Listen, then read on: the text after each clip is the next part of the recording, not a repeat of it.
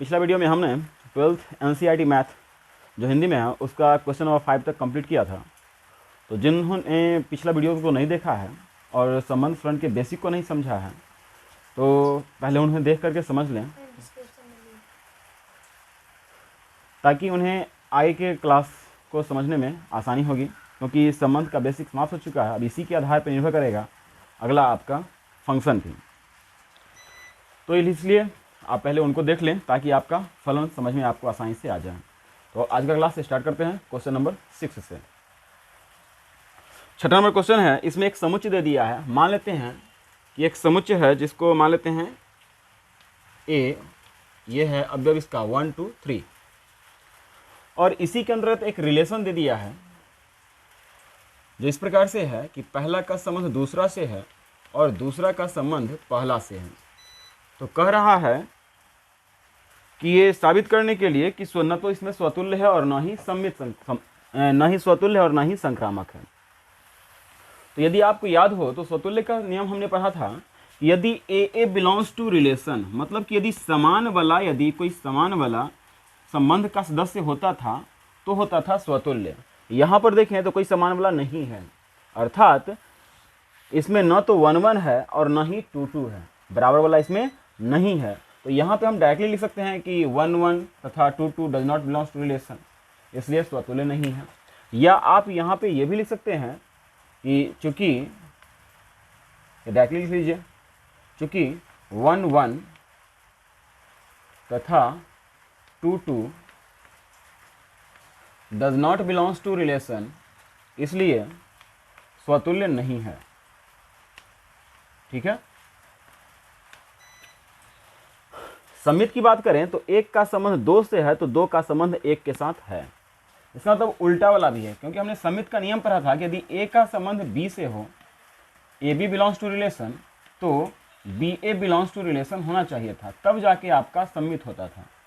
और यहाँ पे वो चीज़ हमें मिल रहा है, एक का संबंध यदि 2 से मिल रहा है तो 2 का संबंध 1 के साथ है, इसलिए हम कह सकते हैं कि यहाँ पर सममित संबंध हो जाएगा। इसके लिए लिखेंगे पुनः, चूंकि 1 2 बिलोंग्स टू रिलेशन, 1 2 संबंध का सदस्य है,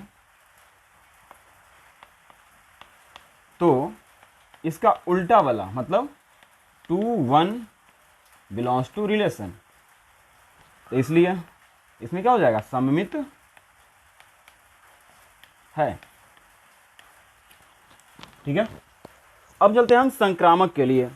तो हमने संक्रामक का शर्त पढ़ा था कि यदि ए का संबंध बी से हो, बी का संबंध सी से हो, तो ए का संबंध सी से होना चाहिए। अर्थात पहला का संबंधी यदि दूसरा है, दूसरा का संबंधी तीसरा है, तो पहला का संबंधी तीसरा होना चाहिए। यदि ऐसा होगा तो संक्रामक होगा। लेकिन यहाँ पर यदि हम देखें तो हमें क्या क्या मिलता है सो देखते हैं। देखिए, पहला का संबंध दूसरा से है, मतलब 1 2 बिलोंग्स टू रिलेशन, तथा दूसरा का संबंध मान लेते हैं ये तीसरा से है, मतलब 2 का संबंध 1 से है। तो संक्रामक होने के लिए पहला का तीसरा से होना चाहिए था, मतलब कि 1 का 1 से होना चाहिए था, अर्थात 1 1 होना चाहिए था। तो 1 1 does not belongs to relation, संबंध में नहीं है। पहला का दूसरा से है, दूसरा का मान लेते हैं कि तीसरा है, तो तीसरा से है, तो पहला का तीसरा से होना चाहिए था, अर्थात 1 1 होना चाहिए था, जो यहाँ पर नहीं है। इसलिए हम कहेंगे यहाँ पर संक्रामक संबंध नहीं है। यहाँ पे हो जाएगा अतः संक्रामक नहीं, संक्रामक नहीं है।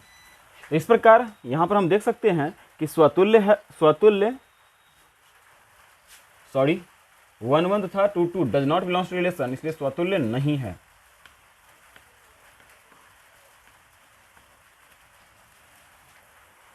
तो यहाँ पर हम देख सकते हैं स्वतुल्य नहीं है, सम्मित है, संक्रामक नहीं है। इस प्रकार हमें यह साबित हो जाता है कि संबंध में सम्मित तो है लेकिन स्वतुल्य और संक्रामक नहीं है। Okay,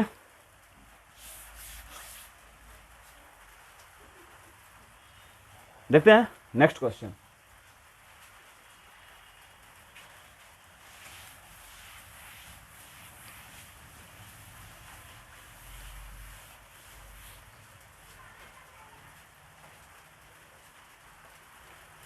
question number 7। एक रिलेशन है जिसमें कह रहा है कि x y से संबंधित है, और यह संबंध इस प्रकार से है कि सच दैट x तथा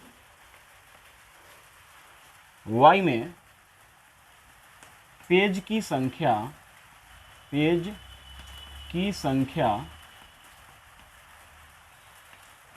समान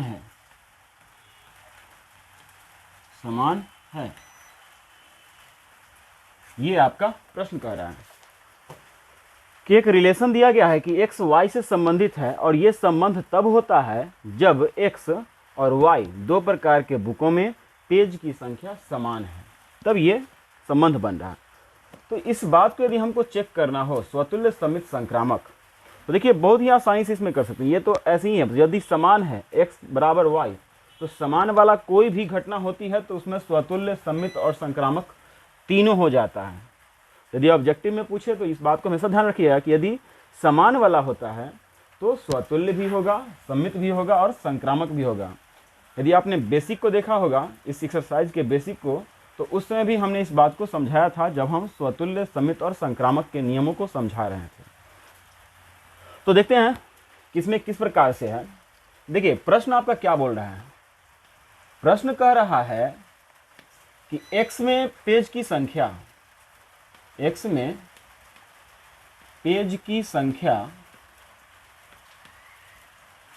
बराबर y में पेज की संख्या।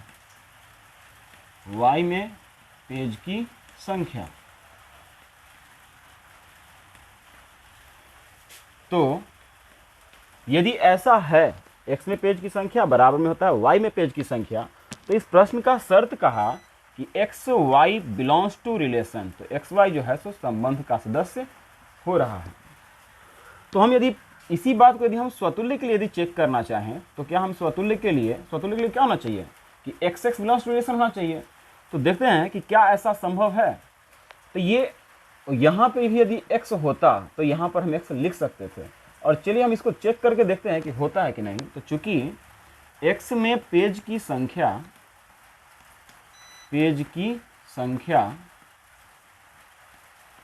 बराबर,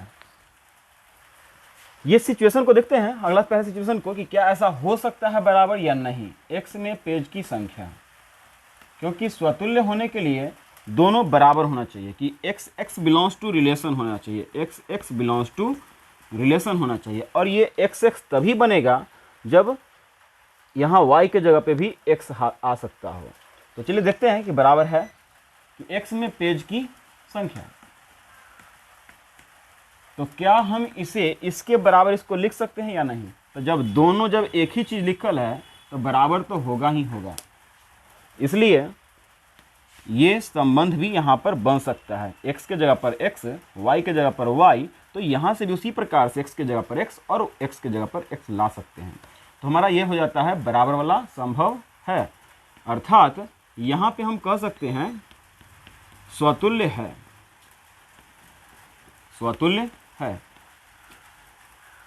इसी प्रकार दूसरी बात को हम कहें तो फिर से आप कह सकते हो कि x में पेज की संख्या बराबर y में पेज की संख्या, तो y में पेज की संख्या बराबर x में पेज की संख्या, इसलिए सम्मित भी हो जाएगा। चलिए देखते हैं पुनः, यदि x में पेज की संख्या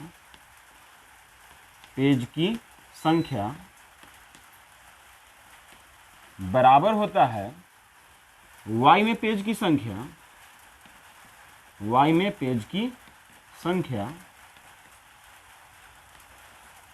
तो हम कह सकते हैं कि y में पेज की संख्या बराबर x में पेज की संख्या। अर्थात यदि हम इस चीज को लिखना चाहें तो रिलेशन के अनुसार यदि हम इस पहला लाइन को लिखें तो हम लिख सकते हैं x y belongs to relation, तो दूसरा के अनुसार हम लिख सकते हैं y x belongs to relation. इसका मतलब सममित भी हो गया, अतः सममित है। ठीक इसी प्रकार यदि हम संक्रामक के लिए चेक करें तो फिर से इसी प्रकार से हम चल सकते हैं। पुनः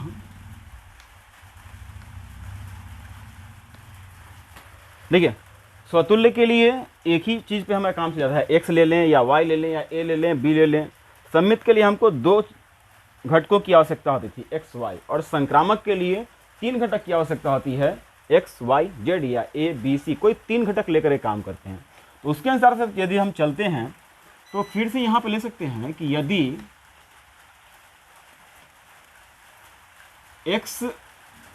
एक्स में पेज की संख्या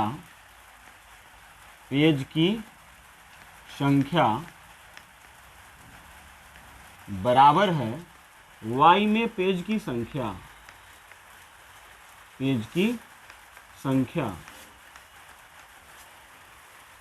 तथा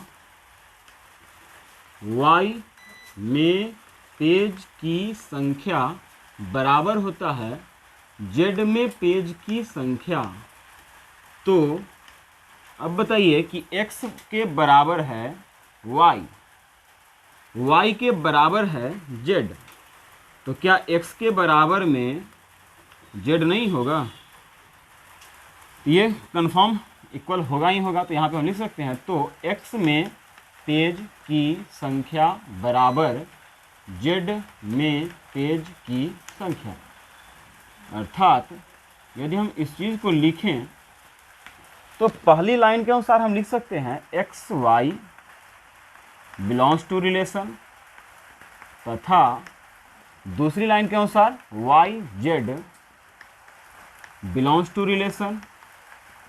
तो तीसरी लाइन को हम लिख सकते हैं एक्स जेड, यहाँ पर जेड ही है, x z belongs to relation. तो देखिए ये संक्रामक के नियम को पालन कर सकता है। तो हम यहाँ पे लिख सकते हैं अतः आर में क्या है, संक्रामक भी हो गया, संक्रामक है। इस प्रकार से हमारा क्वेश्चन नंबर 7 भी कंप्लीट हो जाता है। तो देखते हैं अब अगला क्वेश्चन को। नेक्स्ट हमारा अगला क्वेश्चन है question number 8,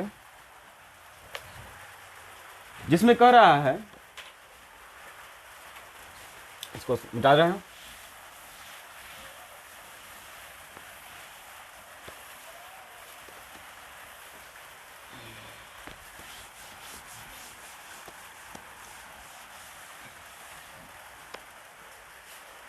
question number 8 number question है कि एक समुच्चय है A जिसमें अवयव है 1 2 3 4 5। फिर एक रिलेशन दे दिया है जिसमें कह रहा है A का संबंध B से है सच दैट मॉडुलस फंक्शन है, मोड में दे दिया है A B सम है,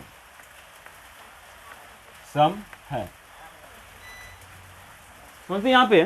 देखिए ये मोड का मतलब होता है कि हम मोड के अंदर में कोई भी डिजिट ले लें, निगेटिव लें तो भी पॉजिटिव ही होगा, और यदि पॉजिटिव लें तो भी पॉजिटिव ही होता है। ये मॉडुलस फंक्शन मोड का ये नियम है कि मोड से जो भी चीज़ हम बाहर निकालेंगे तो वह हमेशा पॉजिटिव ही होता है। तो याद रखिएगा कि यहाँ पर A में से B घटाएं या B में से A घटाएं, दोनों ही स्थिति में सम होना चाहिए, तभी ये आपका होगा। तो अब कहो कि A में से B या B में से A का मतलब देखिए A माइनस B, मान लेते हैं कि A के जगह पे हम 1 लेते हैं, B के जगह पे 3 लेते हैं, और ये यदि मोड में है तो इसका वैल्यू हो जाएगा -2 और बाहर निकलेगा तो हो जाएगा 2। यहाँ पर देखिए A के जगह पर और B के जगह पर, A के जगह पे हमने 1 डाला है, B के जगह पे 3 डाला है, तो भी हम निकालते हैं तो हमको इवन नंबर सम संख्या मिल रहा है। फिर इसी प्रकार यदि हम a के जगह पे हम 3 लेते हैं और b के जगह पर हम 1 लेते हैं, उसके बाद भी यदि घटाएं तो हमको मिलेगा 2। और मोड का रूल कहता है कि अंदर यदि प्लस में भी है तो बाहर निकलेगा तो प्लस ही होगा। तो देख सकते हैं दोनों ही स्थिति में समान होता है वैल्यू, अर्थात a में से b घटाएं चाहे b में से a घटाएं, वैल्यू आपका सेम आएगा, इवन नंबर ही होगा। तो इसी के आधार पर हम एक रिलेशन को देखते हैं, क्या ऐसा संभव है, निकाल के देखते हैं इसमें रिलेशन को। तो रिलेशन हमारा बनेगा, पहले लेना है a उसके बाद b, घटाने के बाद सम होना चाहिए। सम संख्या क्या होता है कि जो संख्या 2 से विभाजित हो जाए, या हम कह सकते हैं कि जो संख्या मतलब है कि जिसके इकाई स्थान पे 0, 2, 4, 6 या 8 हो। तो देखते हैं कौन कौन हो सकता है। पहला स्टार्ट करते हैं ए बी से, लेना स्टार्ट करते हैं 1 से। 1 यदि हम लें तो 1 में से किसको किसको घटाएंगे तो हमको इवन नंबर मिलेगा, ये ध्यान रखिए, सम संख्या हमको मिलना चाहिए। तो 1 में से 1 घटाएंगे तो 1 में से 1 गया 0, 0 सम संख्या है, क्योंकि 0 तो सभी संख्या से विभाजित होता है, 2 से नहीं होगा थोड़े ही, 2 से ही विभाजित तो हो जाएगा, ठीक है। इसलिए 1 1 हो सकता है। और वैसे भी हमने दूसरी परिभाषा कहा कि जिस संख्या के इकाई के स्थान पे 0, 2, 4, 6 या 8 हो, तो 1 में से 1 को सब्सट्रैक्ट करेंगे तो आएगा हमको 0, और 0 जो है सो 2 से विभाजित हो सकता है, इसलिए वह सम होगा। फिर दूसरी हमने कहा, दूसरा रिलेशन बन सकता है, 1 के साथ हम ले लें यदि 2 तो क्या आएगा, 1 में से 2 घटाएंगे तो आएगा -1, ये हो जाएगा विषम। तो 1 के साथ हम 3 को यदि लेते हैं तो आएगा 3 में से 1 गया 2, तो ये हो जाता है सम। फिर 1 के साथ हम 5 को ले सकते हैं। उसी प्रकार 2 यदि ले लें, अब तो 1 के साथ कोई संभव नहीं है। अब यदि हम 2 को लेते हैं तो 2 के साथ 2 को ले सकते हैं, 2 में से 2 घटाएंगे तो 0, 2 से फिर 4 को ले सकते हैं। फिर 2 के साथ अब किसी को लेना संभव नहीं है, 2 के साथ या तो 2 ही ले सकते हैं, नहीं तो 4 ले सकते हैं, क्योंकि सम में से सम को घटाएंगे तो सम मिलेगा, और विषम में से विषम को घटाएंगे तो भी सम मिलेगा। मतलब सम संख्या में से सम संख्या को यदि घटाया जाए तो हमको सम संख्या ही मिलता है। फिर विषम संख्या में से विषम संख्या को घटा दें तो भी हमको सम ही मिलेगा। लेकिन यदि किसी सम संख्या मतलब कि इवन नंबर सम संख्या में से यदि किसी विषम संख्या को घटाएं, या किसी विषम संख्या मतलब ऑड नंबर में से किसी सम संख्या को घटाया जाए, तो उस स्थिति में दोनों ही कंडीशन में आपको मिलेगा विषम संख्या। इस बात को याद रखिएगा कि सम में से सम को घटाएंगे तो सम मिलता है, विषम में से विषम संख्या को घटाते हैं तो भी सम मिलता है। लेकिन सम संख्या में से विषम को घटाएं चाहे विषम संख्या में से सम को घटाएं, तो दोनों स्थिति में आपको विषम संख्या मिलेगा हमेशा। तो इसीलिए यहाँ पर हम जब रिलेशन को तैयार करेंगे तो इस बात को भी ध्यान रखना होगा, तो 2 के साथ और कोई भी रिलेशन यहाँ पर संभव नहीं है। तो अब लेंगे 2 के बाद 3, तो 3 में से 1 घटाएंगे तो भी हमको मिल जाएगा, 3 में से 3 को घटा सकते हैं, 3 में से 5 को घटा सकते हैं। फिर यदि हम 4 को ले लें, 4 के साथ 2 आएगा, नहीं तो 4 के साथ 4 आएगा। फिर इसी प्रकार यदि हम 5 पे आएँ तो 5 के साथ 1 हो सकता है, 5 के साथ 3 हो सकता है, और 5 के साथ 5 हो सकता है। तो यहाँ से हम कह सकते हैं कि अब ये आपका रिलेशन कंप्लीट है। जो क्वेश्चन कहा था उसके अनुसार हमने एक रिलेशन को ड्रॉ कर दिया है, एक रिलेशन को बना दिया है। अब देखिए, तो हर जगह पे कोई भी रिलेशन में यदि आप इसका डिफरेंस निकालो तो आपको हमेशा इवन नंबर ही मिलेगा, सम संख्या ही आपको मिलेगा। तो यहाँ से हम कह सकते हैं, अब यहाँ से स्वतुल्य समित संक्रामक की बात आती है। तो देखिए इसमें स्वतुल्य समित संक्रामक है या नहीं। तो हमने नियम क्या पढ़ा है, स्वतुल्य होने के लिए जो भी घटक इसमें हमने यूज़ किया है वो बराबर वाला होना चाहिए। तो यहाँ पर यूज हुआ है 1, 2, 3, 4 और 5। तो देखिए इसमें क्या है क्या नहीं, 1, 1, 2, 2, 3, 3, 4, 4, 5, 5, ये पाँचों का पाँचों मिल रहा है, इसके मतलब स्वतुल्य है। फिर सम्मित की बात करें, 1 का 3 से है, 3 का 1 से है, मतलब पहला का दूसरा से है तो दूसरा का पहला से, उल्टा वाला है। हम बराबर वाले पे बात इसलिए नहीं कर रहे हैं कि जो बराबर वाला होता है उसमें तीनों संबंध होता है, स्वतुल्य भी होता है, सम्मित भी होता है और संक्रामक भी होता है। इसलिए हम इसको छोड़ करके अब बात करेंगे सम्मित और संक्रामक के लिए। 1 को 3 के साथ लेते हैं तो 3 का 1 के साथ वाला जरूर मिल जाएगा, 1 का 5 के साथ है तो 5 का 1 वाला भी मिलेगा, इसका मतलब उल्टा वाला भी है। तो हम कह सकते हैं कि यहाँ पर सममित संबंध भी है। अब संक्रामक की बात करें तो 1 का 3 के साथ है संबंध, 3 का यदि हम किसी और के साथ ले, 3 का 5 के साथ ले लें, 1 का 3 के साथ ले रहे हैं, 3 का 5 के साथ ले रहे हैं, तो आपको 1 का 5 के साथ वाला भी मिल रहा है, 1 का 5 के साथ। इसका मतलब यहाँ पे ये तीनों रूल को फॉलो कर रहा है, अर्थात इस संबंध में स्वतुल्य भी है, सममित भी है और संक्रामक भी है। यदि आपने पिछला वीडियो को देखा है सही से तो हमें लगता है कि इसका लैंग्वेज अब आप आराम से लिख सकते हैं, इसलिए अब इसे हम आगे की ओर बढ़ाते हैं, इसको यहीं पर छोड़ रहे हैं। नेक्स्ट अगला क्वेश्चन है क्वेश्चन नंबर 9।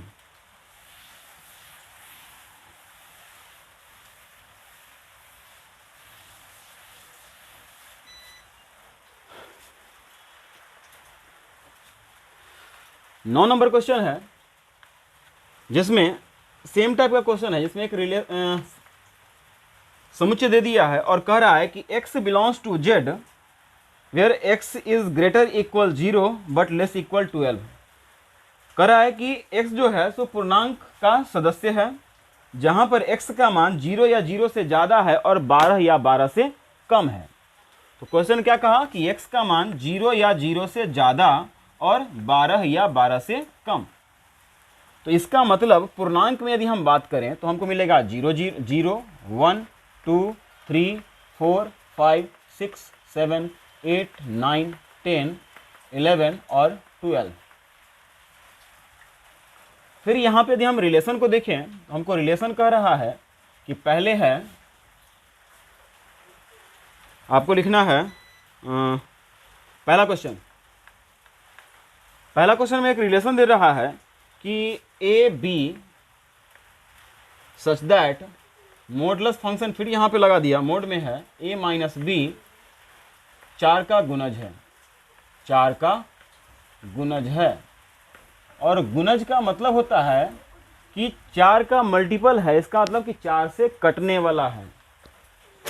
फिर से जैसे पिछलक्का क्वेश्चन में 2 से कटने वाला संख्या के लिए था, वैसे ही यहाँ पर कर रहा है 4 से कटने वाला संख्या को आपको लेना है। तो हम चाहें तो यहाँ से रिलेशन फिर से तैयार कर सकते हैं 4 से कटने वाले के लिए। कौन कौन हो जाएगा? 0 माइनस 0, ये आपको समझ में आ रहा होगा, पिछला क्वेश्चन हमने समझाया था ए माइनस बी के बारे में। तो 0 0 हम ले सकते हैं क्योंकि 0 में से 0 जाएगा तो 0 ही होगा और 0 किसी भी संख्या से विभाजित हो जाती है, तो 4 से भी होगी। हम यदि अगला देखें तो 0 के साथ 4 ले सकते हैं क्योंकि इसका भी डिफरेंस 4 आएगा। फिर 0 के साथ हम 8 ले सकते हैं, 0 के साथ 12 को भी ले सकते हैं। ठीक इसी प्रकार अगला हम यदि लेते हैं तो 0 के बाद अगला आता है 1, तो 1 में से 1 घटाएंगे तो 0, 1 में से यदि 5 को सब्सट्रैक्ट करेंगे तो हमको मिलेगा, दोनों का डिफरेंस हो जाएगा 4, और 4 जो होता है सो 4 से डिविजिबल हो जाता है, इसलिए हम इसको ले सकते हैं। उसी प्रकार फिर 1 के साथ हम 9 को ले सकते हैं क्योंकि ये दोनों का अंतर हमको 8 मिलेगा और 8 4 से कट जाएगा। फिर हम 1 के साथ अगला किसी को नहीं ले सकते हैं क्योंकि हमारा रेंज अंतिम 12 तक ही है, और अगला हमारा 1 के साथ 13 हो सकता था। फिर हम 1 को नहीं लेंगे तो अगला पे आएंगे 2 पे, तो 2 के साथ 2 ले सकते हैं, 2 के साथ 6 को ले सकते हैं, फिर 2 के साथ 10 को ले सकते हैं, फिर इसके आगे हम नहीं बढ़ सकते हैं। उसी प्रकार हम यदि 3 लें तो 3 3 हो जाएगा, 3 7 हो सकता है, 3 11 हो सकता है। 4 के साथ लेंगे, अब यहाँ पे आइए 4 के साथ देखो अभी तक में जितना ले रहे थे अगला के साथ आ रहा था, लेकिन अब 4 से जैसे ही स्टार्ट होगा अब पीछे भी ये जा सकता है क्योंकि 4 में से 0 को घटाएंगे तो भी हमको 4 मिल जाएगा और यह 4 4 से कट सकता है। फिर 4 के साथ 4 ले सकते हैं, फिर 4 के साथ 8 और 4 के साथ 12। उसी प्रकार 5 के साथ 1, 5 के साथ 5, 5 के साथ 9 ले सकते हैं, फिर 6 के साथ 6 2, 6 6, 6 2, 6 6, 6 10। फिर 7 के साथ इसी प्रकार से आप ले सकते हो, 7 के साथ 3 7 7 7 11। फिर अगला है 8 0 8 4 8 8 8 12, ये भी हो सकता है। 9 पे यदि हम आए तो 9 के साथ 1 बन जाएगा, 9 के साथ फिर 1 के बाद 5, क्योंकि दोनों का हमको देखना है डिफरेंस। इसमें से हम किसी को भी ले सकते हैं, बस डिफरेंस हमको आना चाहिए कौन सा, 0 4 8 12, इसमें से कोई ना कोई आना चाहिए। इसके अलावा और कोई दूसरा तीसरा नहीं, चौथा 4 गो है, इसके अलावा कोई अन्य नहीं आना चाहिए। ये बात को आपको ध्यान में रखना है। इसके अलावा मतलब 0 4 के टेबल में कुछ भी हो सकता था, बस इतना ही आपको आएगा ही। अब अगला हम देखें 9 भी हो सकता है। फिर 10 के बाद 10 के साथ ले तो 10 2 10 6 10 10, अगला हो जाएगा 10 के बाद 11 3 11 7 11 8 11, अगला 12 0 12 4 12 8 और 12 12। अब आप यदि इस रिलेशन को देखें पूरा में तो कहीं भी आपको इसी में से कोई ना कोई अंक मिलेगा, क्योंकि क्वेश्चन में कहा था 4 का गुणज होना चाहिए, इसके अलावा कहीं पे आपको कुछ नहीं मिलने वाला है। अब यदि यहाँ पे इस रिलेशन को यदि हम देखें स्वतुल्य समित संक्रामक के दृष्टिकोण से, तो आप देख सकते हैं कि 0 0 इसमें जो भी घटक यूज हुआ है, एक 0 से लेकर के 12 तक यूज हुआ है। इसमें 0 0 1 1 2 2 3 3 4 4 5 5 6 6 7 7 8 8 9 9 10 10 11 11 12 12 सब मिल रहा है। इसका मतलब इसमें स्वतुल्य है। फिर यदि हम देखें उल्टा वाला भी आपको मिल जाएगा। यदि 0 4 है तो 4 0 कहीं ना कहीं जरूर होगा, देख सकते हैं। यदि 1 5 ले रहे हैं तो 5 1 भी आपको मिल जाएगा, 5 1 5 1 है। मतलब जो हम सीधा ले रहे हैं उसका उल्टा भी मिल रहा है, इसका मतलब इसमें सममिति भी है। फिर हम संक्रामक की बात करें तो ये देखिए, 1 का यदि हम 5 से लेते हैं, 1 का यदि हम 5 से ले रहे हैं, 5 का किसी और के साथ कहीं भी ले लीजिए, 5 के साथ यहाँ पे 9 का यदि ले लेते हैं, किसी को हमने ले लिया तो हमारा 1 से 9 मिलना चाहिए, कहीं पे देखिए जरूर मिल जाएगा 1 से 9। इसका मतलब संक्रामक भी है, अर्थात इस संबंध में स्वतुल्य भी है, सममित भी है और संक्रामक भी है। ठीक है, अब देखते हैं। सॉरी, क्वेश्चन नंबर 8 में जो था, जो साबित किए थे, उसके बाद एक और बात कहा था कि एक समुच्चय है, जो संबंध बन रहा है उसमें 2 4 और 1 3 5 जो है, इसका अवयव किसी में मतलब किसी का संबंध दूसरे में टैली नहीं करता है। तो हम सारे पहले भी इस बात को समझाए थे कि सम और विषम संख्या का जो अंतर होता है वह हमेशा विषम ही होता है। तो इसलिए 2 4 समुच्चय में जो 2 4 का सदस्य होगा और 1 3 5 का सदस्य होगा, इस दोनों में कभी भी रिलेशन यहाँ पर नहीं बन सकता था क्वेश्चन नंबर 8 में। इस बात को आप संबंध में भी, उसका जितना भी संबंध निकाला हुआ था उसको यदि आपने देखा हो या आपने उसका यदि स्क्रीनशॉट ले लिया हो तो आप उसमें देख सकते हैं कि कोई भी जो रिलेशन बना है उसमें 1 3 5 का संबंध कहीं भी 2 4 से नहीं है। ठीक है, तो इस बात को हम वहाँ पर लिख सकते हैं कि चूँकि 2 4 के किसी भी, अब आर से यह स्पष्ट है कि आर मतलब संबंध जो हमने लिखा था, अंत में आपने लिख सकते हैं आप कि संबंध से यह स्पष्ट है कि समुच्चय 2 4 तथा 1 3 5 का कोई भी सदस्य एक दूसरे से संबंधित नहीं है। ठीक है, अब देखते हैं हम क्वेश्चन नंबर 9 का दूसरा। यदि इसी का हम क्वेश्चन नंबर 2 को देखें, अब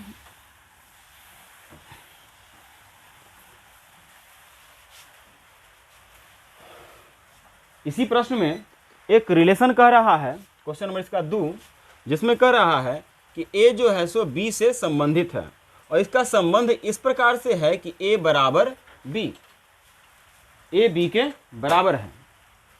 तो यहाँ से हम एक संबंध को यहाँ से क्लियर कर सकते हैं, लिख सकते हैं कि बराबर है। इसलिए यहाँ पर क्या लिख सकते हैं, यदि हम ए के जगह पे 0 लें तो 0 क्योंकि दोनों बराबर है तो अगला भी हो जाएगा बी के जगह पे भी 0, ए के जगह पे 1, ए का मान यदि 1 ले, ये कह रहा है बराबर, तो यहाँ भी हो जाएगा 1। इसी प्रकार 2 2, 3 3, 4 4, 5 5, 6 6, इसी प्रकार से बढ़ते बढ़ते आपको मिल जाएगा 12 12 तक।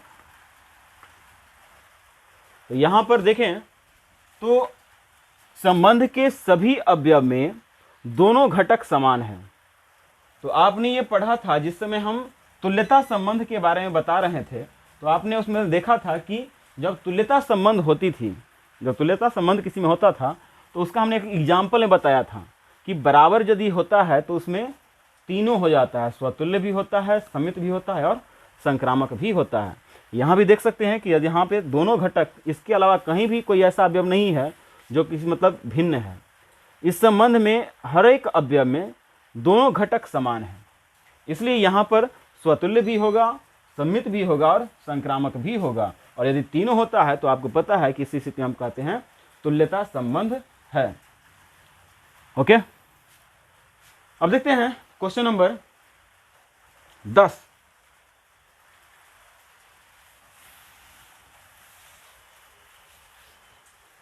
क्वेश्चन नंबर 10 हमारा कह रहा है, एग्जाम्पल देना है आपको। पहला, समित हो परंतु न तो स्वतुल्य हो और न ही संक्रामक हो। तो इसमें कह रहा है समित होना चाहिए, मतलब साइमेट्रिक होना चाहिए, स्वतुल्य ट्रांजिटिव और समित और संक्रामक ये दोनों नहीं होना चाहिए।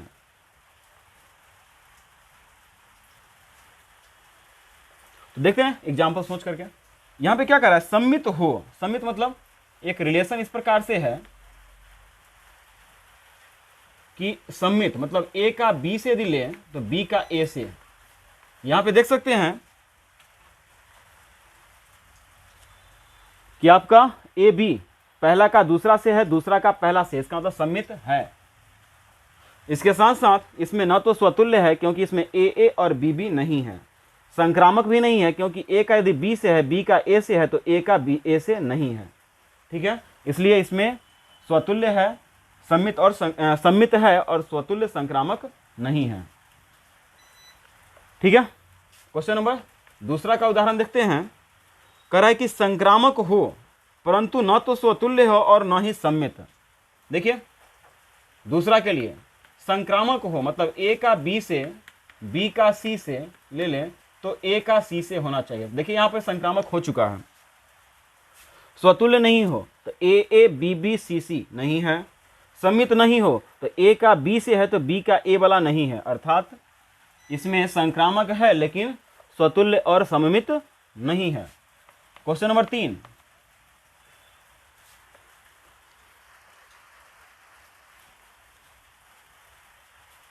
स्वतुल्य तथा संक्रामक हो किंतु सम्मित नहीं। 3 नंबर में स्वतुल्य हो तथा सम्मित हो। 3 नंबर क्वेश्चन कर रहा है कि स्वतुल्य हो, यदि हम ए का ए से लेते हैं तो स्वतुल्य हो जाएगा, बी का बी से लेते हैं तो भी स्वतुल्य होगा। ए का हम यदि बी से लें और बी का ए से ले लें तो अब देखिए इसमें यूज हो रहा है ए और बी, तो ए है बी है। ए का बी से लेते हैं तो बी का ए से, ए है बी है, इसका तो स्वतुल्य है। ठीक, सम्मित की बात करें तो ए का बी से है तो बी का ए से है, मतलब सम्मित भी है। लेकिन अब ध्यान दें तो ए का बी से है, बी का ए से है तो ए का ए वाला भी है, मतलब संक्रामक भी हो गया। तो हमको अब आगे कुछ और बढ़ाना होगा, एक घटक को और बढ़ा दो।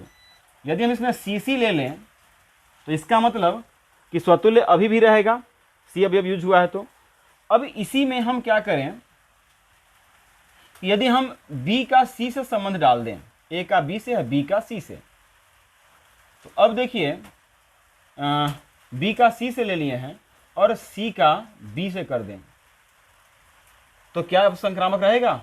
अब नहीं रहेगा। देखो कैसे, देखिए ए का बी से है, बी का सी से है, तो ए का सी से होना चाहिए था संक्रामक होने के लिए, जो यहाँ पर कहीं भी नहीं है। इसलिए यहाँ पर स्वतुल्य है, सम्मित है, लेकिन संक्रामक नहीं है।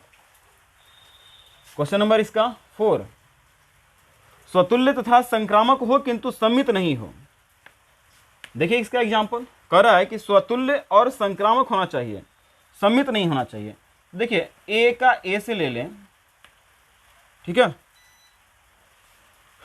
ए का ए से, बी का बी से ले लें, सी का सी से ले लें, तो स्वतुल्य तो ऐसे ही हो गया। संक्रामक होना चाहिए तो ए का बी से कर दीजिए, बी का सी से कर दीजिए और ए का सी से कर दीजिए, तो संक्रामक भी हो गया।